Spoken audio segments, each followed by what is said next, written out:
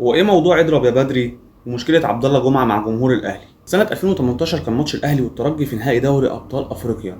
الماتش اللي خلص في الذهاب 3-1 للاهلي وخلص في العوده 3-0 للترجي اللي بياخد البطوله. وكان تعليق عصام الشوالي على الهدف الثالث للترجي: اضرب يا بدري، اضرب يا بدري. الجمله اللي كتير من الزملكاويه فضلوا يرددوها فتره كنوع من انواع التحفيل على الاهلي، لحد ما جه يوم المباراه اللي حصل فيه المشكله بين عبد الله جمعه وبين جماهير الاهلي.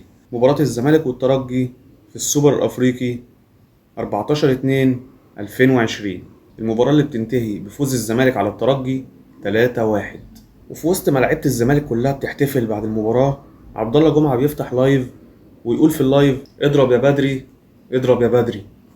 ومحدش كان عارف هو بيحفل على الترجي ولا بيحفل على الأهلي، ولا الجملة دي كان ايه سببها. المهم ان جمهور الأهلي اتضايق، وكتير منهم قعد يشتم عبد الله في فيديوهات وبوستات. المهم ان كان في ماتش سوبر بين الاهلي والزمالك بعدها باسبوع، فجمهور الاهلي استلم عبد الله جمعه تحفيل من يوم الفيديو ده لحد يوم ماتش الاهلي والزمالك في السوبر بعدها باسبوع. كانوا عمالين يقولوا له: استعد للخساره وهيتحط عليك في السوبر، وكلام كتير زي ده، لحد ما جه يوم المباراه والاهلي والزمالك بيتعادلوا وبيوصلوا مع بعض لركلات الترجيح، واللي داخل يشوط اخر ضربه هو عبد الله جمعه.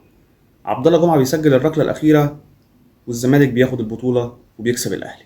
لو عجبك المحتوى اللي بقدمه ما تنساش تعمل فولو تيك توك، فولو فيسبوك، فولو انستجرام، واشتراك في قناة اليوتيوب. وشكرا.